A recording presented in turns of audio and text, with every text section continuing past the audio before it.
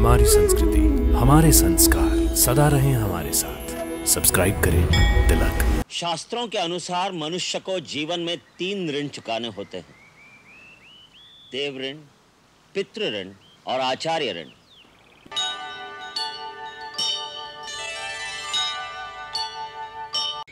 योगा चित्तवृत्ति निरोधा। मन की सारी वृत्तियों को रोककर एक ही केंद्र पर मन का ध्यान लगाने को योग कहते हैं। योग से मन काबू में आ जाए तो सारी सिद्धियां मिल जाती हैं, क्योंकि मन ही इस संसार में सबसे शक्तिशाली है। वही मनुष्यों के बंधन और मोक्ष का कारण होता है, वही पाप और पुण्य का कर्ता है।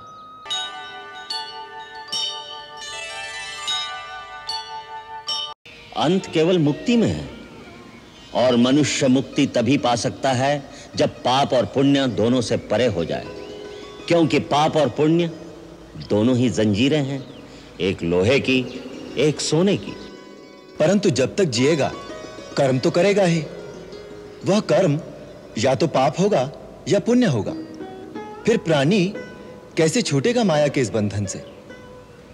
तुमने ठीक कहा राम, कर्म तो करना ही पड़ता है, परंतु जब कर्म निष्काम कर्म हो जाता है, फल की इच्छा से रहित हो जाता है, तो जीव कर्म फल से मुक्त हो जाता है। इसके 2 ही सरल तरीके हैं, एक भक्ति और दूसरा साक्षी भाव का अभ्यास करना, अर्थात कर्ता का अहंकार छोड़ना, कर्ता होते हुए भी दृष्टा हो जाना।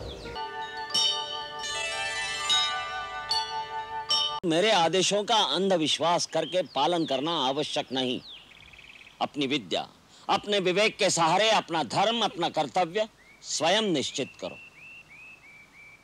शास्त्रों के अनुसार मनुष्य को जीवन में 3 ऋण चुकाने होते हैं: देव ऋण, पितृ ऋण और आचार्य ऋण। देव ऋण भक्ति और पूजा से चुकाया जाता है। सब प्राणियों में भगवान का रूप देखोगे तो सारे प्राणी तुम्हारे लिए पूजनीय हो जाएंगे। यही भगवान की सच्ची पूजा है। इससे देव ऋण चुकाया जाता है। अपना सुख त्याग कर माता पिता की सेवा में समर्पित होने से ही पितृ ऋण चुकाया जाता है।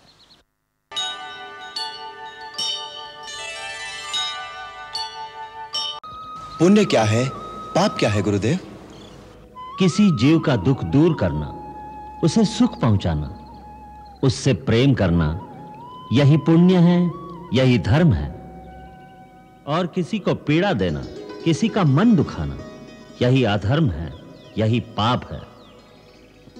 प्रेम ही पुण्य है, घृणा ही पाप है। इन्हीं पाप पुण्यों में घिरा हुआ जीव एक योनि से दूसरी योनि में जन्म लेता, मरता और फिर जन्म लेता रहता है।